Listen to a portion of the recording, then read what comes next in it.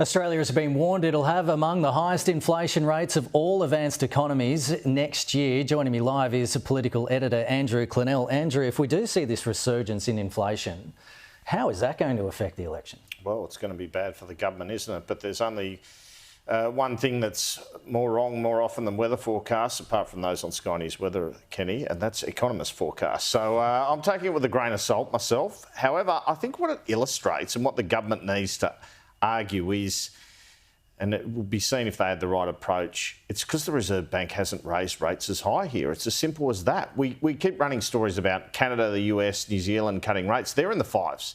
We're 4.35. So they're cutting rates and they're still not down to our level. And what they've done is they've pushed unemployment up in order to get inflation down. The government made the strategic decision to tell with the Reserve Bank to say, look, make unemployment your focus as well. Let's try and get on the narrow path. Well, time will tell over the next 6 months to 12 months whether that was the right strategy. The Sky News People's Forum last night, even though David Crisafulli wasn't the favourite of the night, do you think he'd be happy with that? Well, that's a good question. No, I don't think so. I think Stephen Miles won. And you don't have to listen to me as a journalist. You should listen to Campbell Newman when he was on with Sharry post-debate last night, said that. And said that Miles came across with a daggy dad persona, Scott Morrison style, which he kind of did. And the interesting thing for me is normally in this sort of debate situation, especially after a government's been in a long time, the opposition has the upper hand.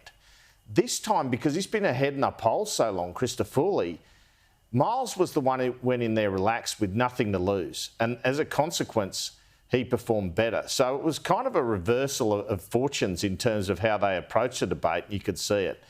And momentum in the last few days of a campaign is important. Having said that, I really think that Miles's win last night and him doing well in the last few days is about the margin, not about the result. And I think there'll be an LNP majority on Saturday night.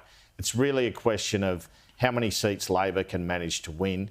And I think after their efforts the past couple of weeks, they've saved a bit of furniture. OK, just while I've got you, the New South Wales Liberal Party executive, are they getting their act together in terms of pre-selections? Well, ran a story yesterday on how Robertson and McKellar, 2 seats, well, particularly Robertson, only 2% margin of Labor. They need to win. Peter Dutton needs to win, absolutely needs to win office.